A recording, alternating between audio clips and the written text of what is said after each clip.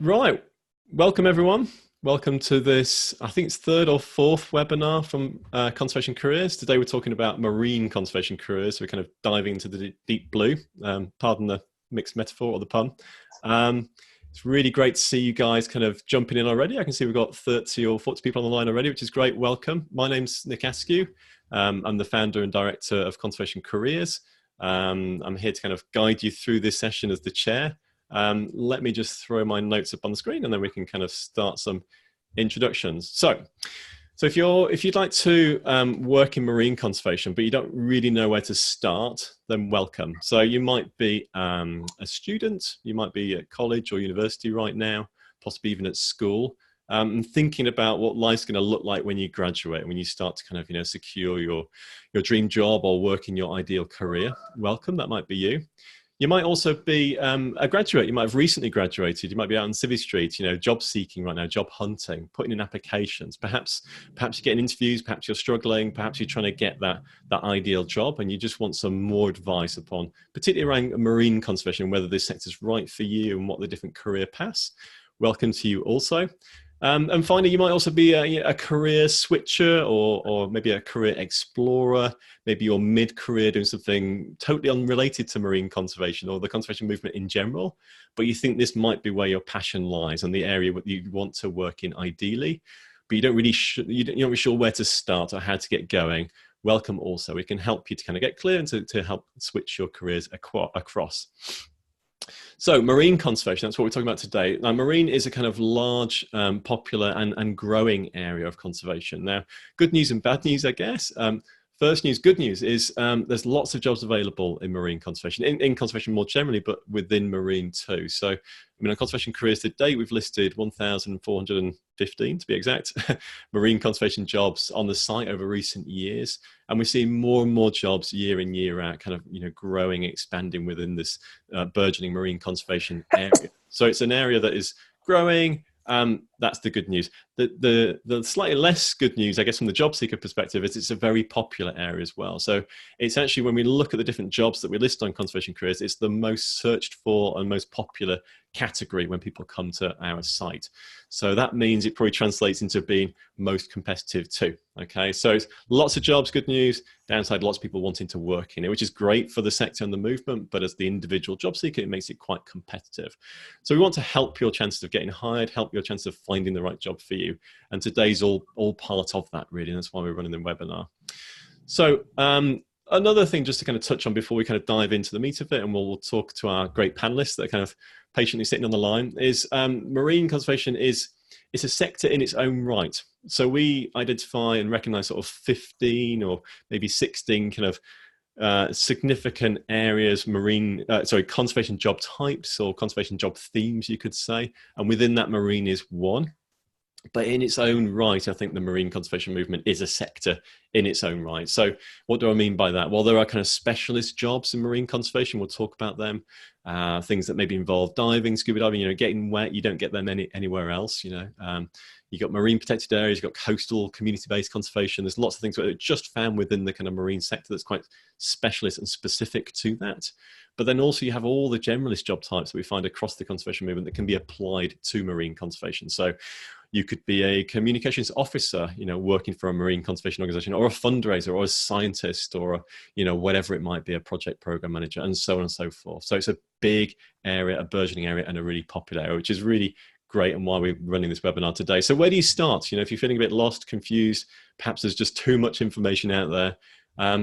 This is what we're going to do today. So during this live event, what we're going to do is speak to three amazing leading marine conservationists, professional conservationists. They're panelists here, talk to you today. They're going to answer your questions about how to start a career in marine conservation. So in a minute, I'll ask these guys to introduce themselves, okay, give you a little idea of who they are, who they work for, what they do. Then we're going to talk about the sector as a whole, the different job types, the different routes in, okay, the different sort of careers advice, how do you get into the sector? How did these guys get the jobs they've got right now? How did they kind of, progress through to the sorts of levels they're working in? And then really it's over to you guys, okay? So it's a Q&A. So we're here to kind of answer your questions. So if you've got questions you like answering, feel free to ask them. We have, there's a comments wall and there's a question and answer area. I think for ease, we'll just stick to the comments wall today. So if you've got questions you'd like to ask the guys, as we're going along through the session, just ask them in the comments wall, okay? And then when the time's right, I'll then jump in, start to look at those questions, and we'll start to kind of, ask the panelists the questions, okay, and pitch it to them. Okay, so I hope that's all clear. We're gonna finish by 1 o'clock prompt, which is in about 55 minutes time. Okay, so we've got plenty of time to kind of discuss things in detail, but we will be finishing by 1. So that's enough of me rattling on and rambling. I think what I'll do, if it's okay, I'll hand over to our panelists. So on the panel, we've got 3 great conservationists. We've got Francesca Trotman, from WiseOceans, who's normally based in Mozambique. Today she's based in the UK, so we've got a really nice clear line with her. We also have Emily Daniels from WiseOceans, who's based over in France. And then finally, but last but by no means least, we have Samantha Craven, Sam Craven, from the Reef-World Foundation, based over in the Philippines. So welcome you guys. Thank you so much for joining us. What I might do is go to Francesca first, if that's okay. If you could just sort of introduce yourself, who you work for, and what you do, what your job's about. Hi everyone, so my name is Francesca Trotman. I am the founder and managing director of a charity called Love the Oceans. We are a marine conservation organisation. We work in Mozambique, and our mission is to establish a marine protected area. So my role can span many different roles, but some of it's a bit of admin, some of it's in the field. I kind of split my time half and half between Mozambique and the UK. And I think that's pretty much it. We do a lot of research, and we do community outreach. So we do fisheries research, humpback whales, coral reefs, ocean trash, and megafauna. So whale sharks and manta rays, and then we do 2 community outreach projects. We use a bottom-up community approach to conservation. So a lot of our work is education as well. And how long has Love the Ocean been around, and how many people are part of your movement right now? So we're a micro charity. I founded LTO in 2014. We ran our first season in 2015 though, so really 2015. And we've been running ever since, but we take seasonal staff members, and then we have 4 permanent staff members at the moment. So we're really small, but it's quite nice working with few but very dedicated individuals. Sounds fab. Great. Thanks for joining us, Francesca. Looking forward to kind of hearing your advice and ideas around the movement. So moving on to Emily then. Emily Daniels over there in France from WiseOceans. Would you be kind enough to introduce yourself also, please, Emily? Hello. So my name's Emily. I work for WiseOceans. WiseOceans are a marine conservation and education company. My main role within the company is to oversee what we call Wise Work. So it's a section of the WiseOceans website, and also a weekly newsletter that we run that promotes and recruits for marine conservation jobs. And the way that we do this is sort of through the job board and the newsletter. We also do a lot of career advice for people wanting to sort of join the marine conservation sector, and we do interviews with people who are currently working within marine conservation, just to sort of help give you some information. And similar to what we're discussing in this webinar today, we have a lot of interviews from different people, so that sort of advice is available for our readers all of the time. So yeah, that's my main focus. It's great, and it's a great resource for people, like you're saying, lots of jobs, marine conservation jobs, lots of advice. Yeah, a great place to start, and really nice to have you online. Thank you, Emily. Thank you. And then Sam Craven over there in the Philippines, Reef-World Foundation. Would you mind introduce yourself as well, please? Sure. Hi, everyone. I'm the programs manager at the Reef-World Foundation. We're a UK charity, and we're the sort of engine behind UNEP's Green Fins initiative, which aims to protect coral reefs by implementing sustainable marine tourism. So we work with governments and with the tourism sector across 11 countries now to implement environmental standards for diving and snorkeling at the dive operator level. And we do this through capacity building and awareness raising, and also strengthening the policies that are around marine tourism as well. So really trying to expand on the passion that the diving and snorkeling industry and the people who do those activities feel about the ocean, and really reduce the threats that they also pose to the marine environment. Okay. And which particular area or region does your work address? Are you covering a particular area of the globe? Well, we started growing the initiative in Southeast Asia. The Coral Triangle is a really important and obvious choice for protecting marine biodiversity, and also a massive hotspot for diving and snorkeling. Mm-hmm. But we've since expanded into the Red Sea and the Caribbean over the recent years, and the Indian Ocean and the Pacific. Global domination imminent. Right. Slowly expanding out these green fins. That's great. Well, let's kick off the questions and answers then. Maybe I can start by asking you, why do you work in marine conservation? You know, you're obviously all passionate and dedicated to the cause, but what drew you to it? What is it about marine conservation that kind of, drew you to the movement? And also, as part of that question, I'm going to ask another little tag-on question, which is, do you have any kind of magic moments through your career? You look back and think, oh, wow, that was fantastic. And something you'd like to share. And whoever wants to start, you're welcome to start. Well, I would say I sort of came into marine conservation in slightly a different route to other people. So I was very much interested in the diving side of things, probably before the conservation side of things. Mm-hmm. So I sort of began traveling and diving, and that led to a love for the ocean, which led to sort of the career in conservation. So rather than coming at it through a science and university sort of way, I was a dive instructor who began working in marine conservation and sort of did it that way. So it's a slightly different route. But it would be hard to pinpoint one exact time, my sort of moment that got me into conservation, because I think once you get underwater, it's inevitable. It's so incredible to be diving in the oceans. So I think once you do it, you're going to love it and you're going to want to conserve it. Is there a magic moment when you've been diving, something that you've seen or experienced that you'd like to share? That's a tricky question, because honestly, yeah, I mean, all of my, I think it would be easier to sort of find one that wasn't momentous. I think every time I get in the water, I love it. I did sort of 12 years ago when I started, and I still do today. So that's wonderful. Great. What about you, Francesca? Why did you choose marine conservation? What drew you to it? So I was 8, and my mum took me to the London Aquarium for my 8th birthday, and I was pressed up against the shark tank like a weird little child. So that was kind of it for me. I learned to dive when I was at the London Aquarium. The guy that was cleaning the tank gave me a shark tooth that had been shed, and I kept it in a box for like 5 years, and that was quite a big indicator. So sharks were like my initial passion. And I then learned to dive when I was like 13. And as Emily said, obviously fell in love even more with the marine world. You can't not if you're diving.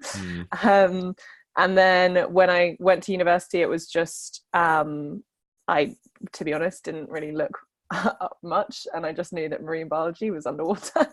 So I did that. And then I founded the organisation when I was doing my master's, and I started going out to Mozambique at the end of my second year. So it was all kind of like snowballed from my second year onwards. So it was just, kind of fell all together for me, rather than kind of, I obviously did pursue it, but it was just kind of luck, I guess, a lot of it for me. So yeah, that's kind of how I got into it. Yeah, it's really interesting. We're talking just before actually we kind of went live, if you like, about different career paths, and you said I don't really have a career path, I've just started and it's kind of worked. So which is absolutely fascinating. You started it during your masters, and here you are. Yeah, fantastic. Yeah. And then Sam, I guess circling back, why do you work in marine conservation? What is it that drew you to it? I was pretty young as well. I think I was 11. I went on a field trip. I grew up on this side of the world, so was lucky enough to be a marine biology field trip. And we got in the water, and there was people telling us like what coral was, and what mangroves were. And I mean, I don't remember any details. I just remember the stories of all of us coming back from that field trip and everyone going, I want to be a marine biologist. And for me, throughout school, nothing ever really came on top of that in terms of what I wanted to do. So I did look. I thought, what does an 11-year-old know? Like, let's look at what else there is. I learned to dive when I was 16, and that just sort of made that stronger, I think. And so I did marine biology at university, had no idea what to do with marine biology. I definitely wasn't the only one out of my course who was kind of lost. If you didn't want to go into the academe, like where do you go? Where do you start looking? So I did a master's in things that I didn't want to do. Most people do masters. And then I always joke that it was a very expensive lesson in what I don't want to do. But that is also a very important lesson, and clearing things off the list is just as valuable as knowing what you want on the list. And following that, I started working as a field biologist for the same field trip company, actually. It was a nice little circle there. So I was teaching biology, and we were doing like surveys with schools and helping with their curriculum and just sort of immersive biology, and we would teach conservation issues. And so this is where I really differentiate the marine biology background from, and then the move into marine conservation, because for me, they're not necessarily synonymous. There's definitely a link. But I found myself didn't want to just raise awareness about the issues. I wanted to start doing something about it. So I took a very late gap year after working for a little bit, and started volunteering just to kind of gauge the sector and see what was out there. And there's luck involved in sort of who you come across, but I think there's also like who you meet and the advice that they give you, and just the more experience you can get, the more information you're going to have to be able to base your career decisions on. So yeah, I'm really interested in well, everything you said there, but specifically you talked about like, the movement and trying to find the path, and what you've learned about what worked and what didn't work in terms of methods and other things. When you start to kind of, when you look across the sector now as a whole, actually, what are the different kind of job types that you see that are out there? Because it's a much bigger job, and I sort of touched on that in my introduction, really. It's a much bigger sector than I think most people appreciate. But could you, maybe Sam, could you start by just painting a picture of, the main job types that you see within marine conservation, and we can start to expand out from that also. I'd like to throw a spanner in that work a little bit, because I think I was thinking about this earlier. I think you can look at it in two different ways. You can look at what sector within marine conservation do you want to have an impact in? Do you want to work in fisheries, endangered species, like some of the things that you mentioned earlier, marine protected areas, marine pollution, governance policy? Or do you want to focus on what kind of job do you want to do? If you're coming from university as a marine biologist or a scientist, do you want those science-based jobs, or are you more a people person? Are you more a communicator? So I'd say it's a tough question you pose, Nick, because the Earth is 70% ocean. So to be able to manage it, you kind of have to do everything. So there's room for a lot of different skill sets to have influence on a lot of different things. And I'm sorry, that probably doesn't provide more clarity, but just that it's open. I would probably really second that. It was one of the things I was thinking about before we spoke today, is that I think a lot of people think that they want to get into marine conservation, and that the most important thing will be the love of the oceans and wanting to conserve it. But when you look at sort of a lot of the time when we get job specifications in that we're recruiting for, they are so diverse in what they require for quite similar roles. So a lot of jobs, they may need the same sort of base educational requirements, but things that play a huge role will be things like, do you have team building skills, or are you a leader, or are you used to working on your own? Are you self-motivated? And so I think it's quite interesting to see that personal attributes can be as positive as educational or experienced attributes. because it really is such a diverse sector. Not one type of person is well suited to marine conservation. You really need like every member of the team, which links back to what you were saying earlier, Nick, about it being such a broad sector. But I think that's a positive way to see it, because there's room for all different types of people within it. Great. Yeah. What do you think, Fran? Yeah, I'd agree with that. I mean, just looking at our job roles that we're recruiting at the moment, and some of them are like such specific things, and I think such as? Well, our list is like confident public speaker, driver's license, which is like not even related to marine conservation. Obviously, like the standard background degree. So I think a lot of organizations kind of go off the fact that like you kind of just assume that people are going to apply with a bachelor's at least in a related subject, and then everything else is kind of like an add-on.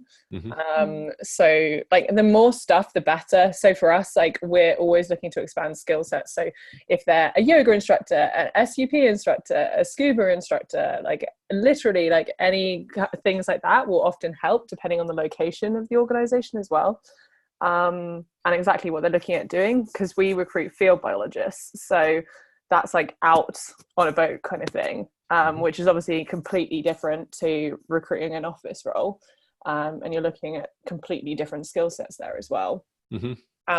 So yeah, I think what Emily was saying, it just varies so much, because the industry is so broad. Like we have our like social media girl is actually a zoologist who volunteered with us, and then now is our social media specialist. But again, you could be a social media specialist moving into the space. We have pro bono fundraisers that help out who don't have any experience in marine conservation but are getting into the marine conservation space through fundraising. So again, it's like you can be doing something completely different. We had a software designer as well join us at one point, designing apps to like help, because we do ocean trash data collection.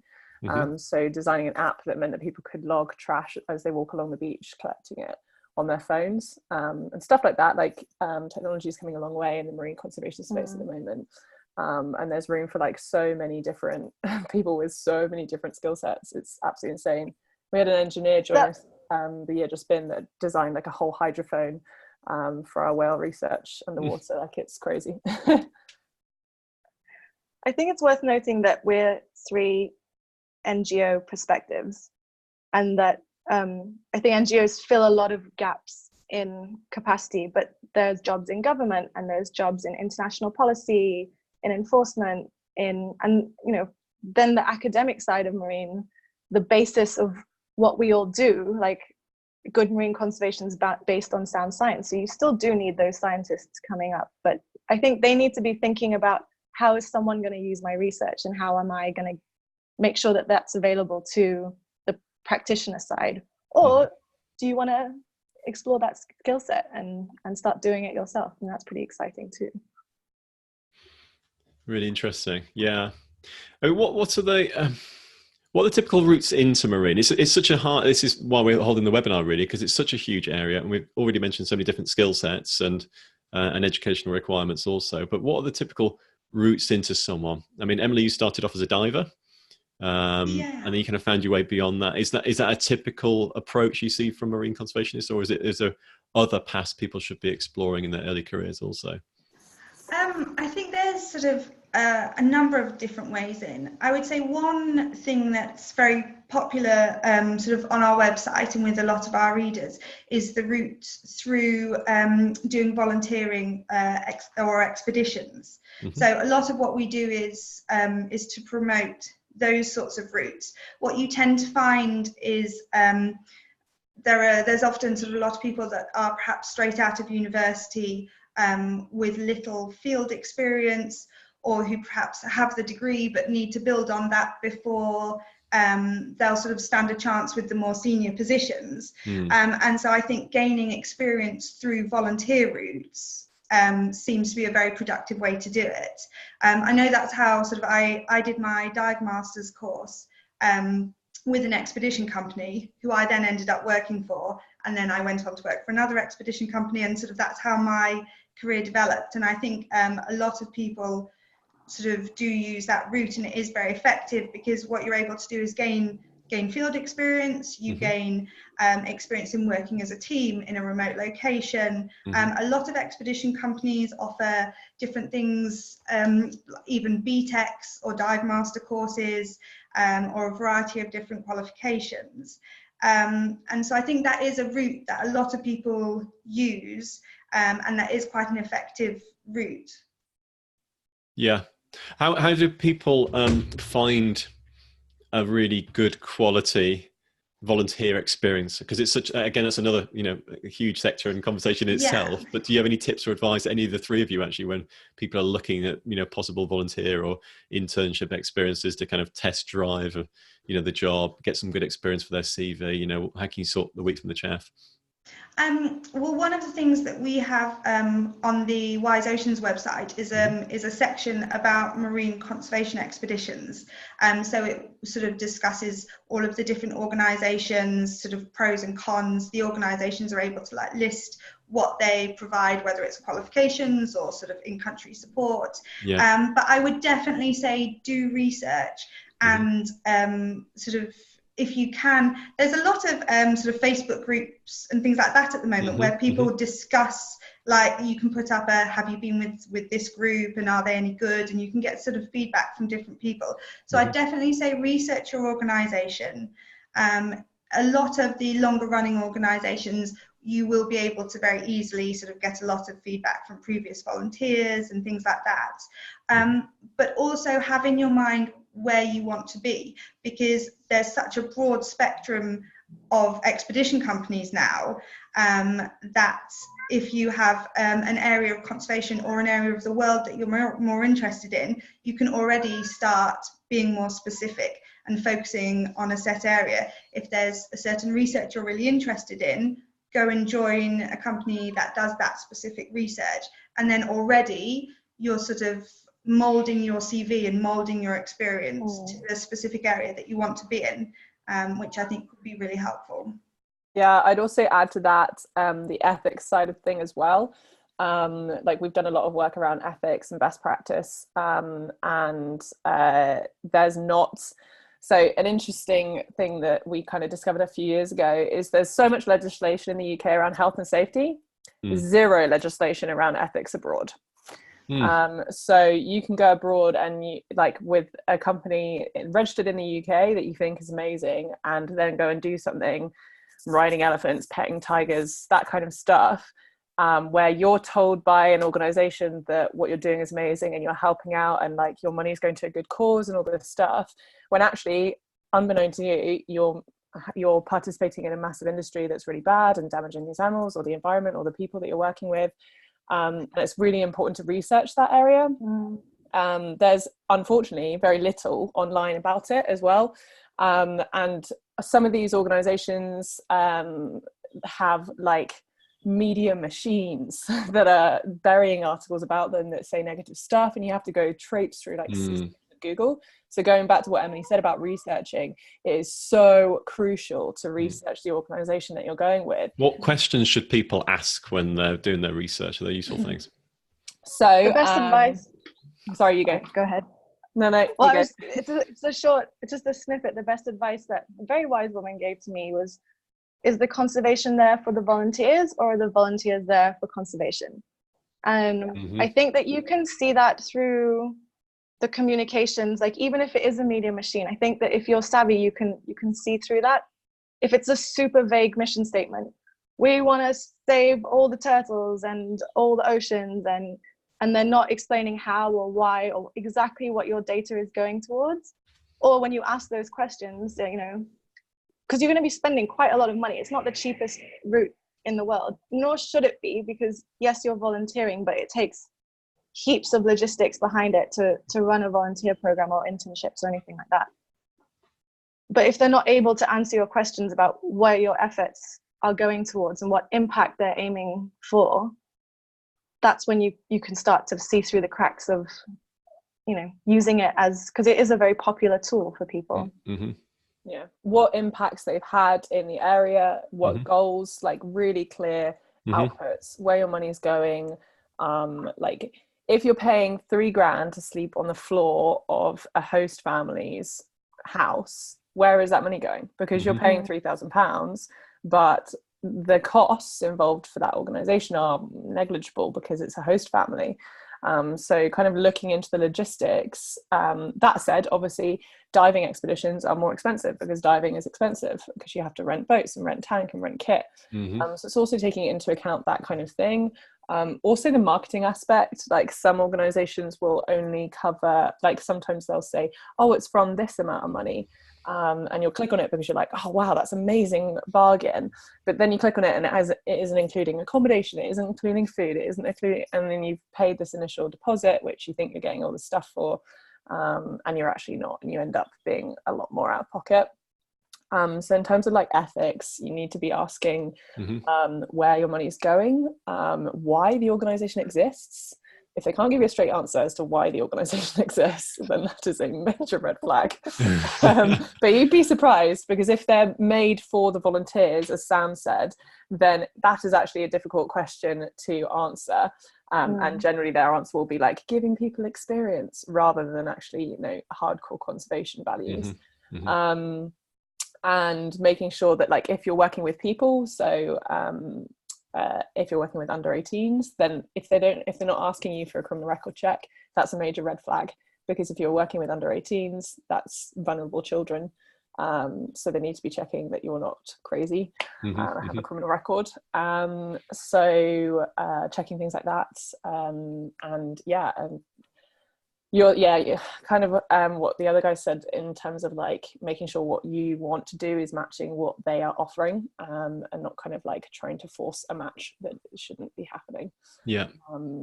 So yeah, that's kind of my that's great advice. And one other thing kind of springs to my mind while we're talking about it too is, like, I think it's really useful to look at the organizations that an organization works with.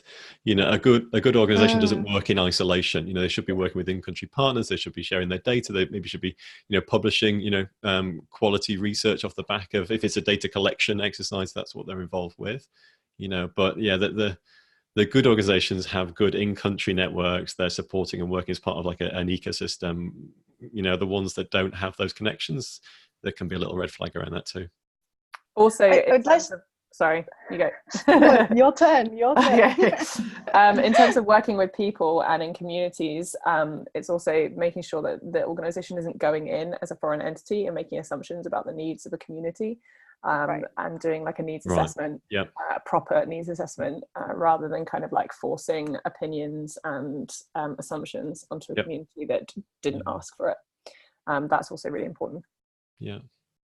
So while we're talking about volunteering, and we'll move on to some other bits in a second, I was just reading a comment here from Ella as well, who's very kindly written a question. If you have questions as well while we're talking, do feel free to kind of put them into the chat wall. Okay, so I can see some 9 Q&A style questions there too, so I'll have a look at them as well in a second.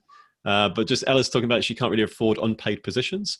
Are there ways of getting good quality experience that doesn't cost money? Is my question to you guys. Yeah, definitely. I think especially bear in mind sort of summer placements. We're advertising an awful lot at the moment that are sort of over this summer. So if you're still at university and you want to gain experience, and a lot of them have information in there. Most of the ones that I'm thinking of at the moment are UK based. They may be that they're not paid positions if you're gaining initial experience, but what they often say is they are happy to work around part-time work in the local area. A lot of their previous volunteers have sort of taken up weekend jobs to sort of cover the costs of living during the summer and things like that. So I think what you need to do, what would be amazing is if we could all afford to like go on this very exotic expedition and spend 6 months getting all the experience we want and making all the connections that we need. But in reality, that's not always the easiest route. But don't think for a second that there aren't other options available to you, but they're probably not going to be advertised in the same way. So be looking yourself at potentially there's, don't know whether it's a seal sanctuary or a bird reserve or something like that that's local to you that you could go and get experience at the weekends or in the evenings. alongside either a paid position that you have in another area or study that you're doing. So I think it's just about using your initiative a little, and finding what's available and what's possible for you in your area and working with that. Because I hear that quite often from people saying, but I can't afford to get the experience. And I think what's difficult is that marine conservation is becoming, as it's becoming larger, it is more like any other industry or sector that you would be getting into sort of in other careers, in that there are a lot of other careers where you don't come straight out of university and you're suitable for a senior level paid position. I'm trying to think of another example. As a mechanic, say, or something like that, you would need to do an internship, and you would probably start off at the bottom of the garage and you would work your way up, and in 10 years time you'd be running your own. And I think that people sort of have to see a marine conservation career in the same way that they would see other careers, in that you do still have to work your way to the top a lot of the time, but don't be put off by that, because there is plenty of opportunity, but don't be put off if you have to start at the bottom and do it in your own time and sort of work hard at the weekends or volunteering places that aren't your ideal position, but know that in the future it will get you where you need to be. And that you can develop transferable skills in the meantime. Even if I think as long as you find some way to keep the connection with the type of conservation that you want to go in, if you take other jobs and can really demonstrate how you manage projects, managed, customers, and that can be, as long as you can demonstrate that you've stayed in tune with the industry, but that you've been developing these skills because you can't afford to do the unpaid internships. I think there's a real need for non-marine science skill sets within the industry, especially when we're trying to push behavior change and push policy change. That takes a lot. But it is an unfortunate catch-22 situation. I wish we could all pay more for the entry-level jobs, because you're working and it is skilled work, but it's a very limited resource.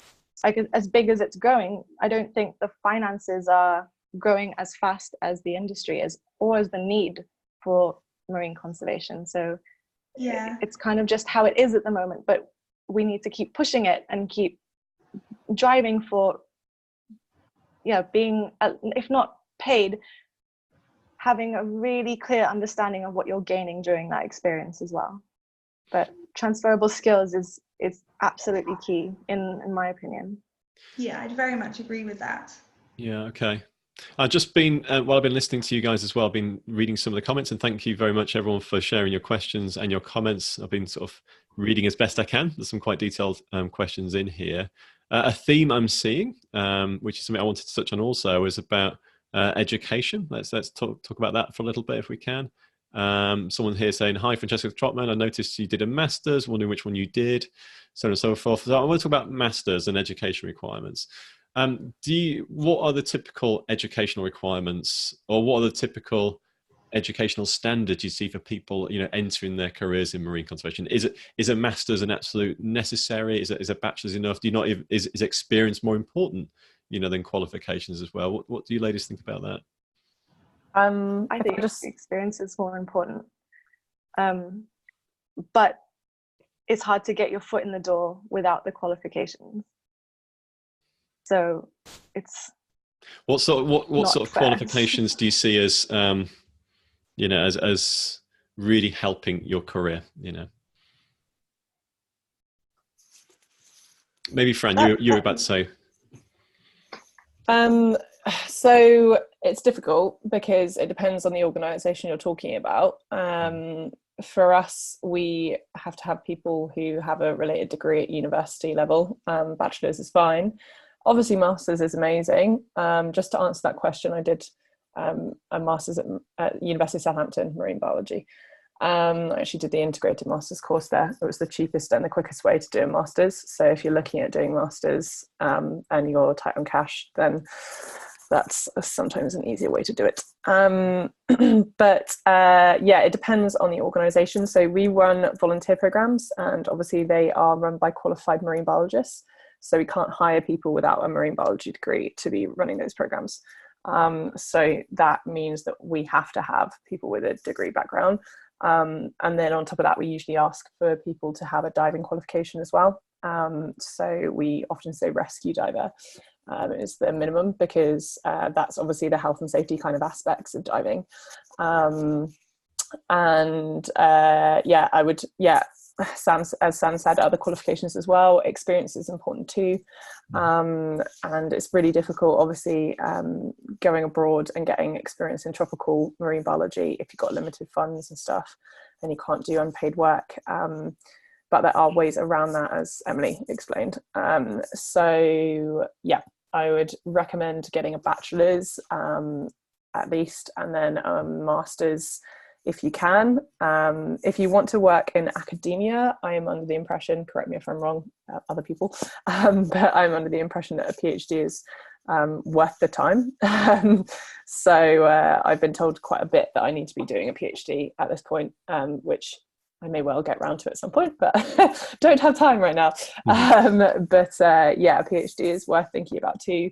And yeah, a master's is a good move. As Sam said, a lot of people do masters if they're not sure what they want to do. It gives you a little bit more time as well to decide what you want to do with your career. So often that can be a good move.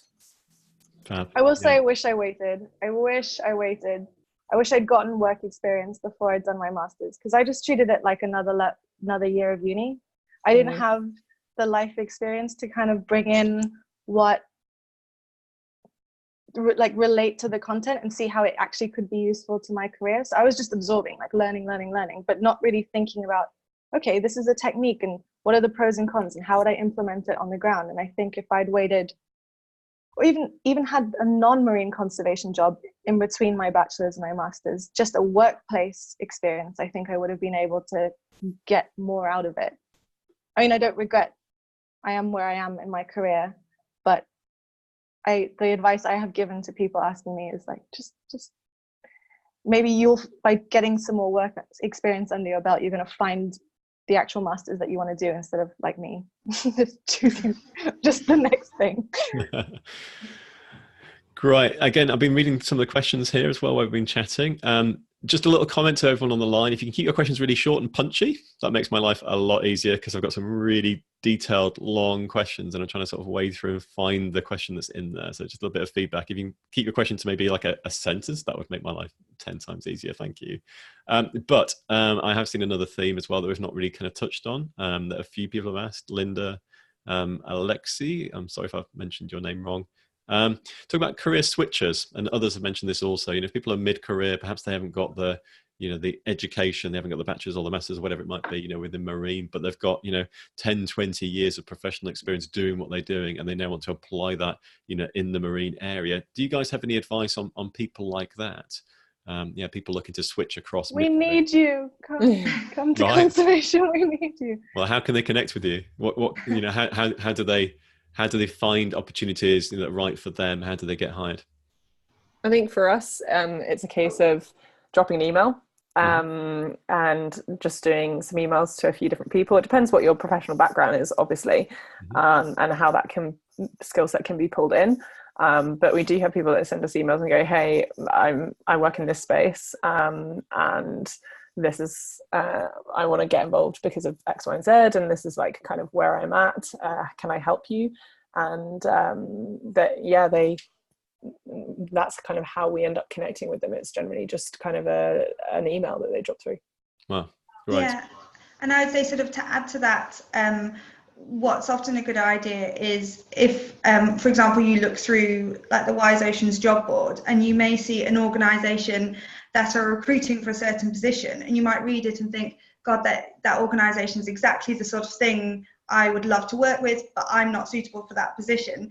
Sort of, I'd go back to what Fran said and said, yeah, get in touch with them and say, I've seen that you're recruiting, so it looks like your business is developing or you're growing, and with that in mind, here's my skill set and how I'm qualified.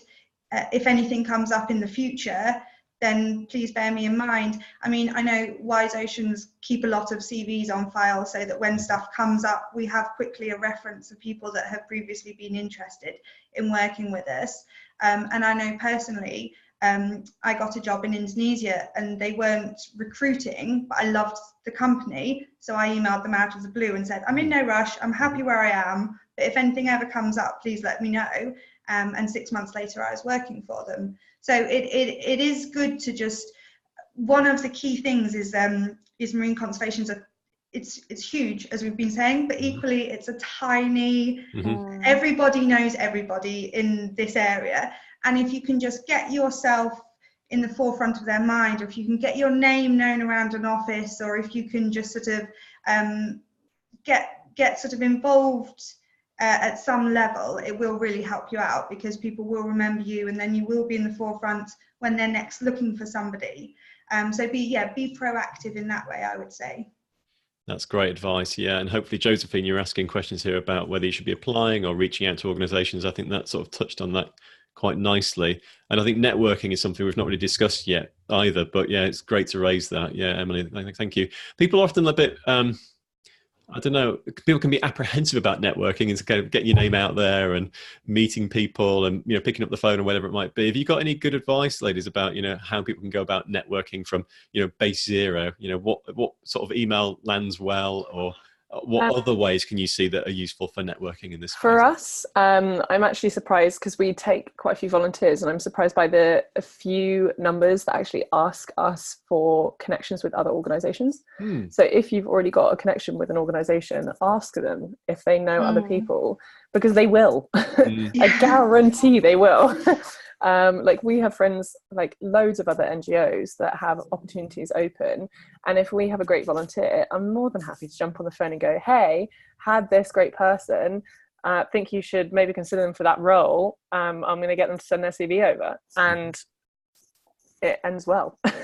Ask for introductions. Yeah, like, don't be afraid to definitely. just ask. Yeah. Any other networking advice?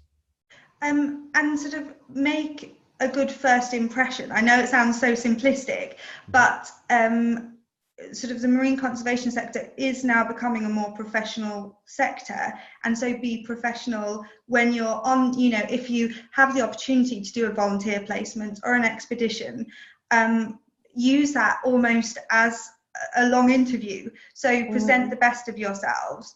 I know sort of in previous roles I've had, the majority of people that I have hired have been people who have previously volunteered with us, who have impressed, who have come and shown that they're hardworking. Because like in all jobs, the ability to work hard and work as part of a team is really key. So really do take every opportunity to show the best of yourself in all lights.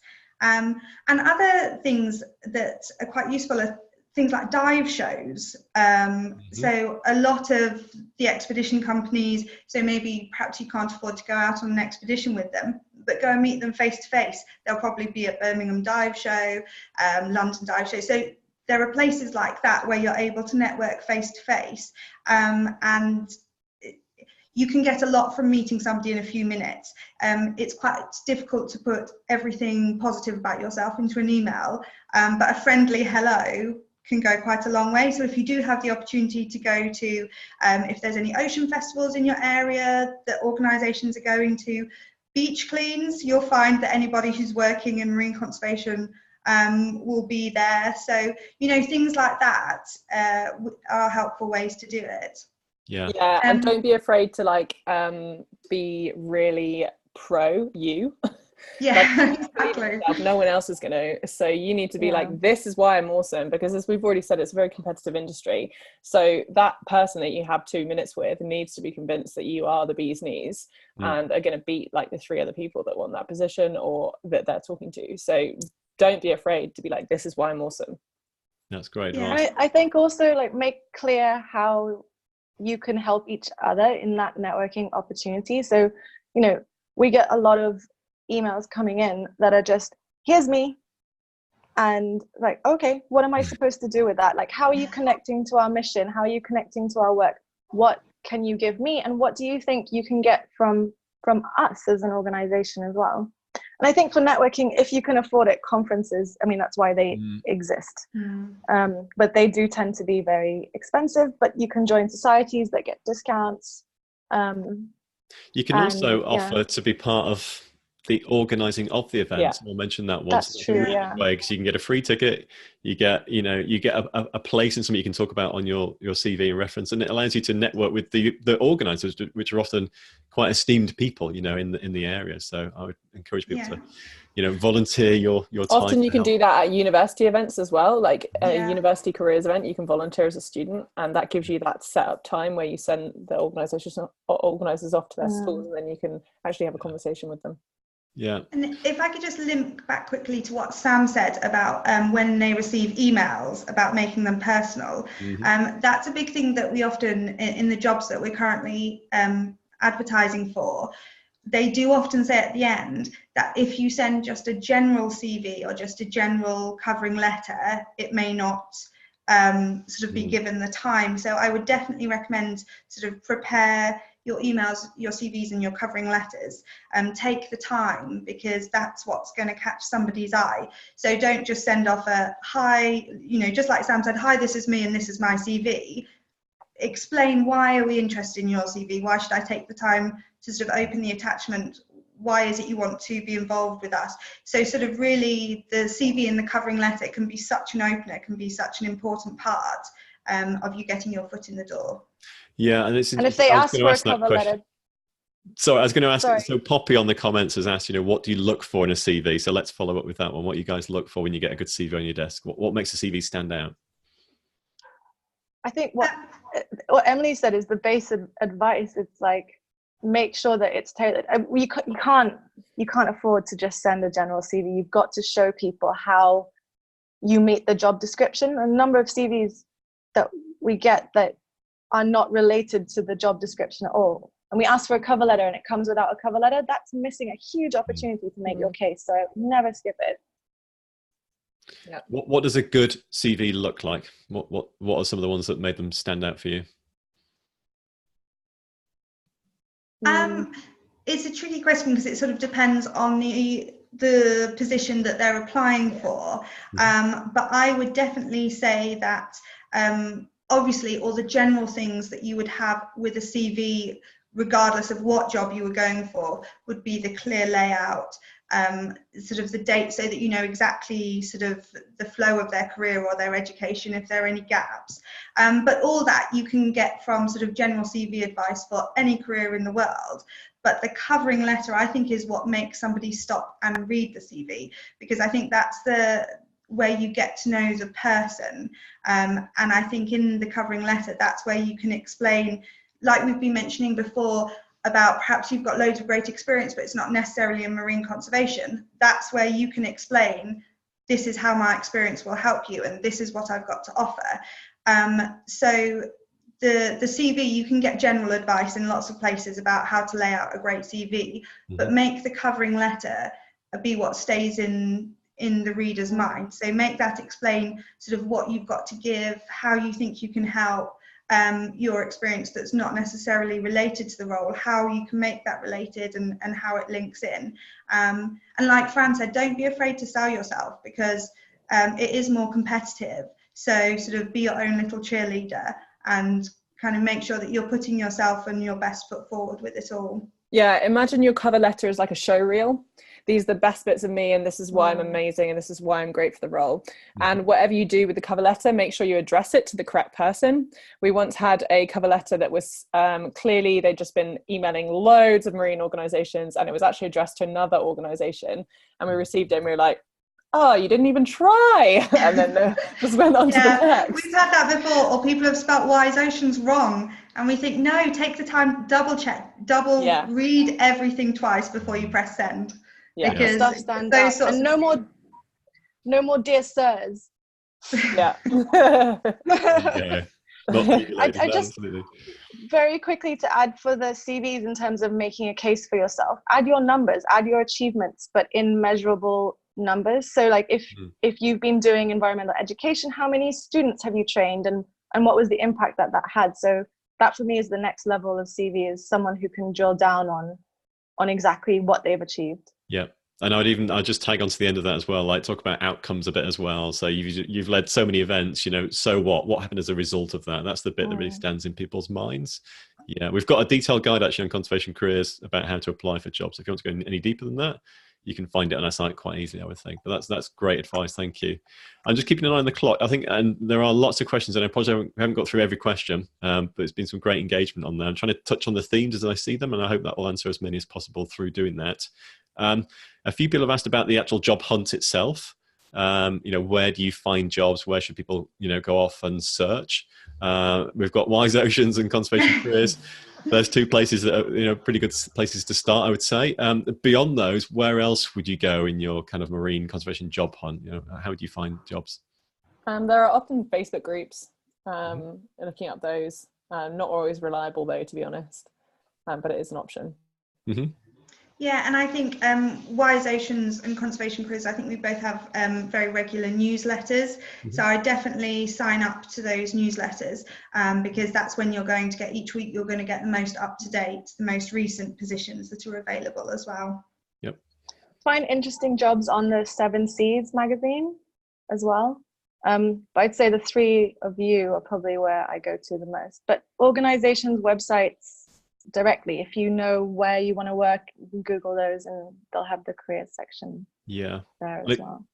And I guess LinkedIn is another place nowadays, if you follow certain organizations, like you're saying, Sam, just follow, and then you can find the jobs, for those specific ones you're trying to target as well. It's quite if you have a specific organization in line, then follow their social media, because we get oversubscribed for our job roles, so we just post a couple of times on our social media and then we're done. If you literally have I know I want to work with that organization, then follow their media outlets. Yeah, and you'll be the first to hear as well. Yeah.